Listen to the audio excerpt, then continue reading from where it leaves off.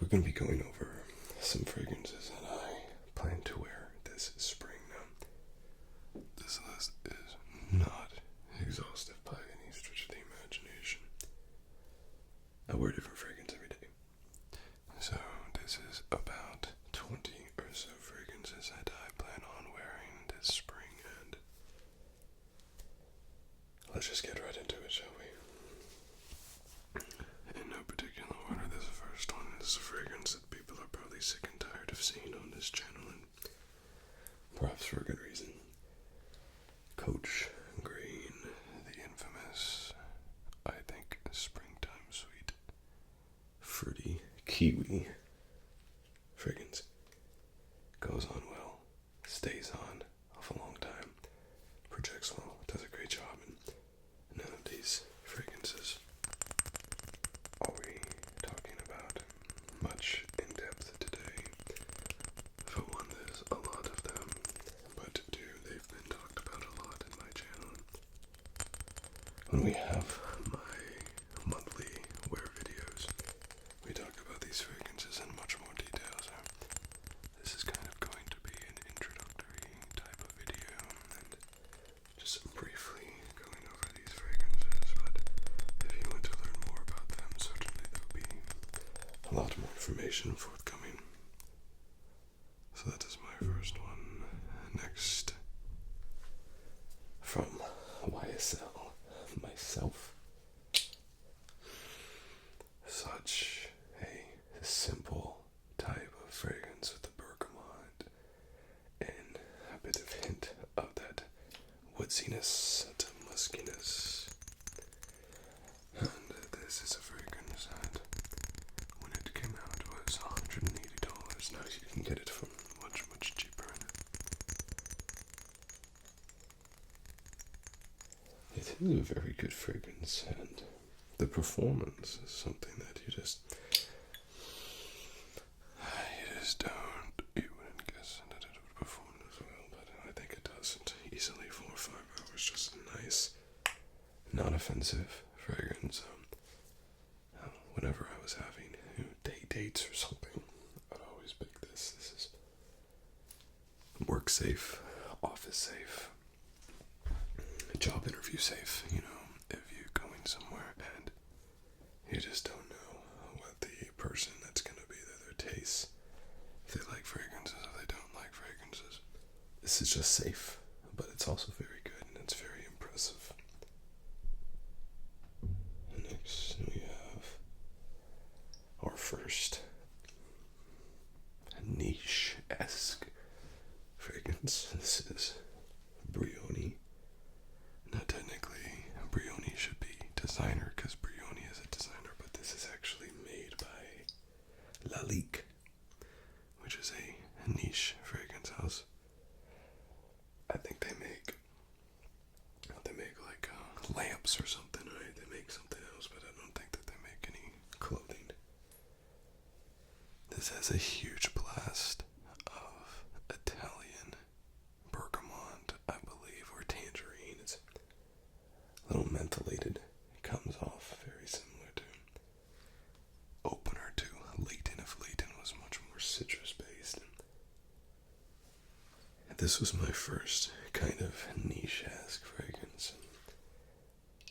And these fragrances specifically, I just want to wear them more. I just want to wear them more in spring. So it's interesting because they're both black bottles, which typically indicate like a high level of spiciness or nighttime fragrances, but these really aren't. They're very playful, very happy fragrances. I also have a couple of fragrances on here that I've never even tried. I haven't even tried them yet, and this is one of them. This is from the House of Zoology. This is Rabbit. And that Rabbit won, I believe, several awards. And I look forward to trying this one. I got this one specifically to wear during spring. And gosh, the cap is just absolutely glued on. And not too much coming off the nozzle, but to stay for my first impressions for that video. So stay tuned. And while we're talking about that particular house, I have another one from Zoologist, not Zoology, Zoologist, and this is Hummingbird. This is probably their go-to spring fragrance. And they did away with this type of bottle, this sort of tombstone type of bottle, which I thought was very attractive. Maybe I'll find the other bottles attractive as well. I'm going to withhold my judgment until I see those other bottles, but I thought these were very attractive looking bottles. This is a Canadian-based fragrance, and this is just an overdose of floral notes. Really, really gorgeous fragrance. Extrait, as all zoologists are. I was so impressed with the Zoologist and this particular fragrance that I went on. I think I have 6 or 7 more coming. I don't remember. But I'm excited to get to those as well. Another fragrance that I've not tried yet, but this is brand new. In fact, I got it today, and I just haven't tried it yet, but I got it for the particular purpose of wearing this spring. This is from Nishane. This is Desiro. So Nishane is a confusing house. It's Turkish, founded in Turkey. Undoubtedly a Turkish company. Yet, for some reason, has a lot of strong ties to France, or at least as it is, I believe it's even made in Turkey, so I don't know. You see France listed several times on the bottles typically, but I'm trying to figure out what Nishane is all about. And I did listen to a video of how to say Nishane. I just wanted to make sure that I was saying it correctly, and I was listening to the French content creator, and he pronounced it Nishane. And I saw in the comments someone said, "You're wrong, buddy." And so I went and I found how the founder of the company said it, and he pronounces it Nishane. Nishane. This is how he pronounces it. I said, okay. Well, he's the founder of the company. I guess I'll pronounce it like him now. But I'm very excited to try this. I believe this is Alberto Marias as well. I did not know that he did any fragrances for Nishane, but apparently he did, and this is one. Desiro. Yes, I'm excited to try that one. Okay, let's come down from crazy niche island and get some affordable ones going on. This is from the House of Halloween. This is Hero. You see that lovely gradient from blue to yellow. Don't ask me why I do not wear this fragrance more often. It's such a beautiful sort of melon citrus fragrance.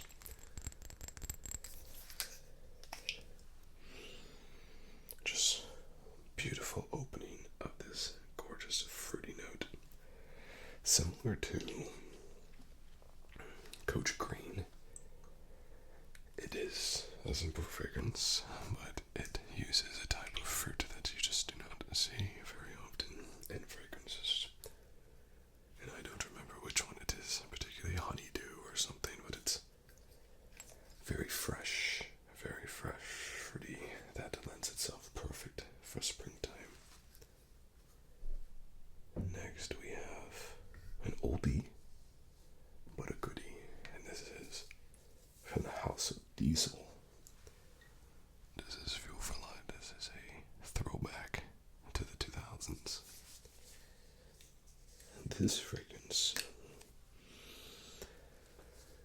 is very heavy on the citrus. It's light and it's playful, and I don't know, for some reason, when I was younger, I just remembered it being very different, but it used to think this fragrance was so because just look at it. Look at how cool this fragrance looks. I think it's just a super cool packaging, and yeah, it is a eau de toilette. So, might have to spray it on a tad a bit more vigorously, but you know what? I just love this.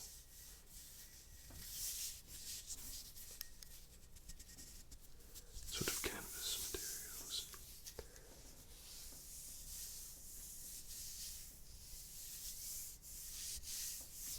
Anyways, it's a throwback to different time and fragrances. Old designer, 90s, 2000s type fragrances. Well, I think it will be a lot of fun wearing that again.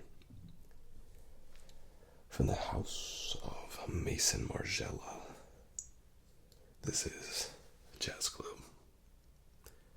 And don't let the amber juice in this fool you. I think this is a great springtime fragrance because it has these fruity notes that it gets trying to replicate mixed drinks. And let's go. I sprayed it right on my face. It's just a really lovely kind of mixed drinks, a tad bit of a smokiness because it is trying to replicate a bit of a club, right? But ultimately very sweet, and I think it's just a really great fragrance. Jazz Club, I do believe that by the fireplace and Jazz Club are the two best replica fragrances. And they've also discontinued quite a few good ones as well. Namely, Whispers in the Library. That is a strange decision to discontinue that one. Next, we have from Mancera, Tonka Cola, and I think I might actually wear this one tomorrow.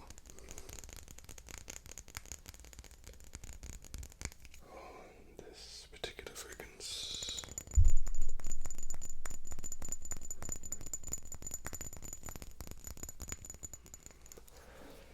is designed to replicate a cherry Coke. It has a Coca-Cola in the notes as well as a cherry, to me, cherry Coke. Some people say that it smells like an old fragrance because it's more of an oriental type of spicy notes. I disagree. I don't think this is a fragrance for old people at all. I think it's a beautiful fragrance, and particularly when combined with vanilla, I think it absolutely peak. I love Coca-Cola. And there's been so many attempts at cloning and improving it. This one as a whole, I think, is spicier than all of those different ones. Next, again from the House of Mancera, we have Oud Lemon Mint. And I think that's another one that my camera doesn't like this one. So to put my hand behind it, it is Oud Lemon Mint. Now, this particular fragrance, I was confused with the first time that I put my nose on it. I was like, what the heck is this? Because it's not overly lemon, it's not overly oudy, and it's not overly minty. And then I was like, I'm not really getting a whole lot of either of those three. And then I put it on skin. And when I say that this fragrance knocked my socks off, I ain't kidding. It's just such a powerhouse. And I was so happy, so happy to see it. It was just an incredible experience, and honestly, there are some fragrances that I wear just because I need to try them out. I need to make sure that they're good fragrances, performance is good before I recommend them, and spend money on them, I might as well wear them kind of thing. And then of course sometimes I wear fragrances for other people, depending on the circumstances. I might wear a fragrance that I know will go well with a certain circumstance or individual.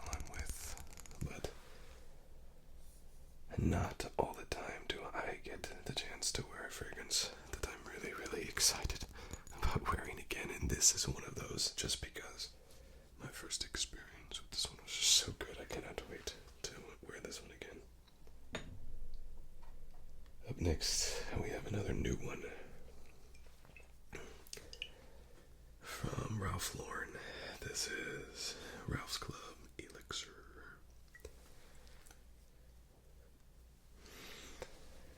This particular fragrance takes a bit of a hard left from the other Ralph's Clubs, I think.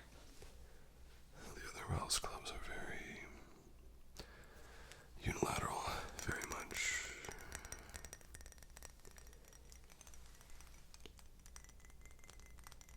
inoffensive fragrances.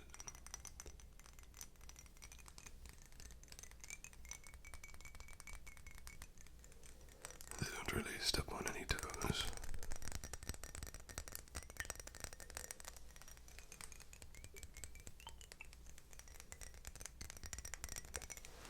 But then there's this guy, and this guy is just a little bit different as one. It's just a little bit more dominant, a little bit more in your face, a little bit more unique note profile, but it does have a bit of those sort of essential oil notes that I like to call lavender, like a lemongrass kind of thing. It's relaxing, but it's also very clean.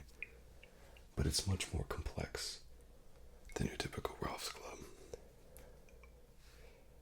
Much more than the EDP and the Parfum. I really like it, and I look forward to wearing it. This next one is a weird one for me to put on this list, but bear with me. This is from the House of Rochas. This is Mustache. And this is a clone of Tuxedo by Saint Laurent. And that is known for being a bit of a black tie, special occasion, day to night type of fragrance. And when Rochas did it, they just made it a little bit lighter, a little bit airier, a little bit friendlier, because it is a citrus fragrance at its base.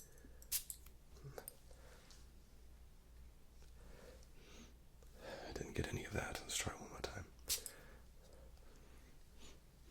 I'm just going totally nose blind at this point.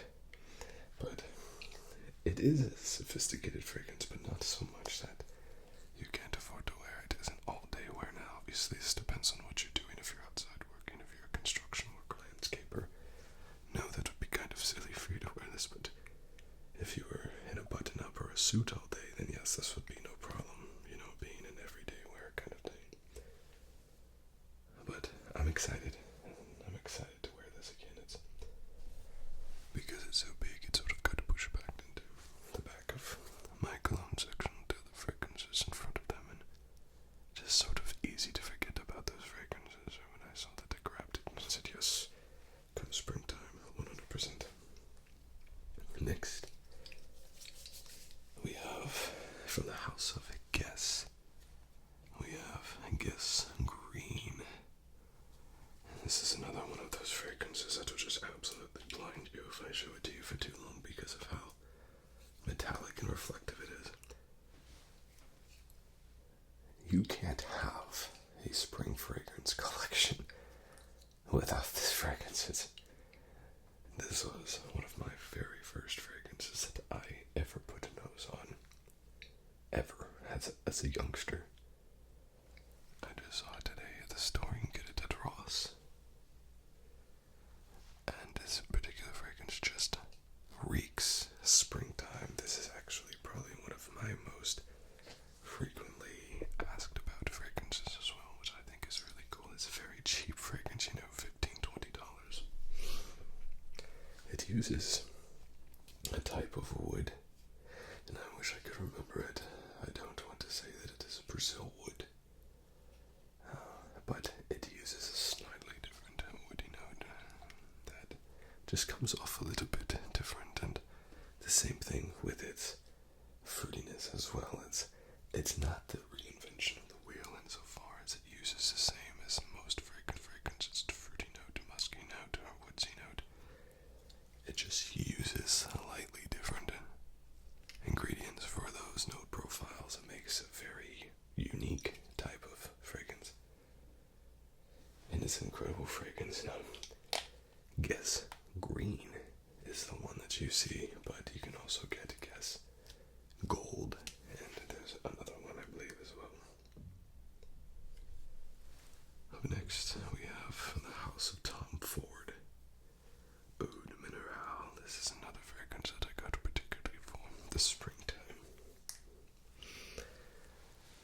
This is an oody, metallic, salty fragrance. One of the notes is seagrass, and then salt and oud, and so you have a couple of fragrances that are notes that are very salty, and then on top of that you put an actual salt note in there. It's very much a bit of a blast of the saltiness. Kind of reminds me of another fragrance that I have that's very over the top, seawater, salty, But I'm excited to wear this. Oud is a note that's utilized a lot in these Middle Eastern fragrances over there. It's very hot. So the notion that oud is only good for nighttime and cold time, fall, winter, it just can't be true in my mind. So I'm excited to try this out. Next we have a boot from the House of Parfums de Marly. First, Galloway. And this is another one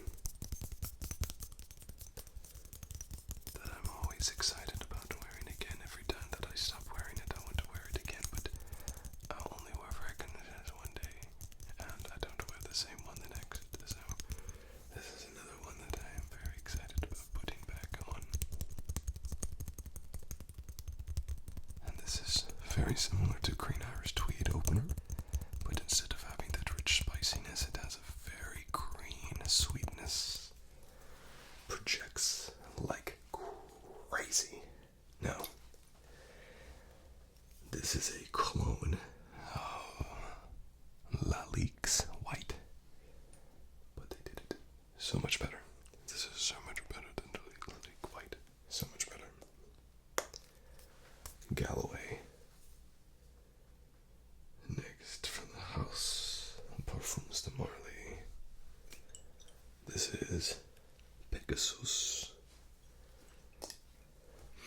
the Oriental, should I say Fougere?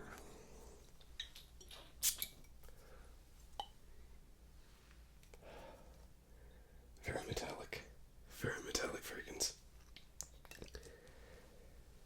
It's not my favorite profile, and I don't think it's many people's favorite profile, but it gets compliments, and that interests me, so I wanted to test it out and play around with Pegasus and see if I can try to find out what other people are seeing. And while I have you here, to make a note, Parfums de Marly is one of the most defrauded companies, one of the most fakes you'll find. Parfums de Marly, I think probably more than any other fragrance.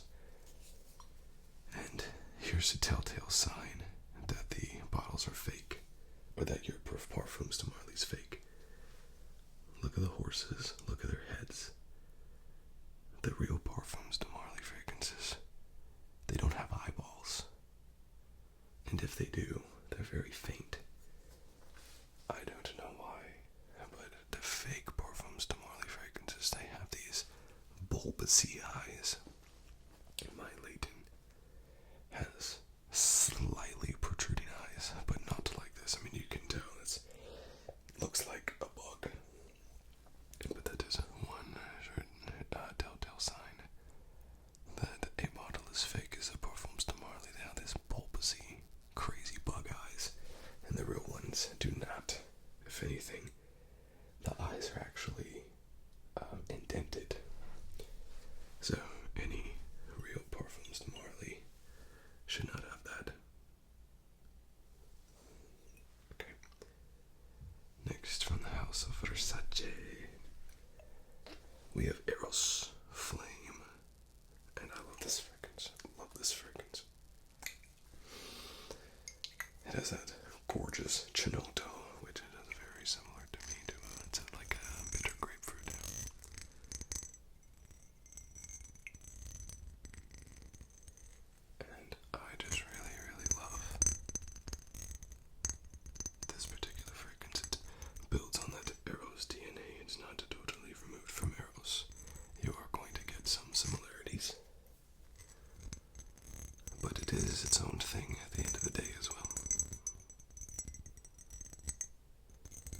I absolutely love this fragrance. I can't wait to wear it. I might even wear this tomorrow instead of Coca-Cola. And the last one that I want to show you, actually have another one here. This might be it too. Is Favonius Nishane. I don't know if this is a Fougere fragrance. I'm not sure, but the fact that it's green makes me think it is. But again, I'm gonna have a Nishane video coming soon. My last one from Hormoff, Brioni. This is a cologne, my favorite cologne of Green Irish Tweed. It's an important designation because Green Irish Tweed has been cloned a lot of times, namely by Cool Water. But this takes away the spicy notes of Green Irish Tweed, makes it a little bit sweeter. Which one do I prefer? Galloway or Brioni? Galloway, but this is 7 times more expensive. This is a monster projector, monster performer. It is an incredible fragrance for $20. I absolutely recommend this guy 100%. 1000%.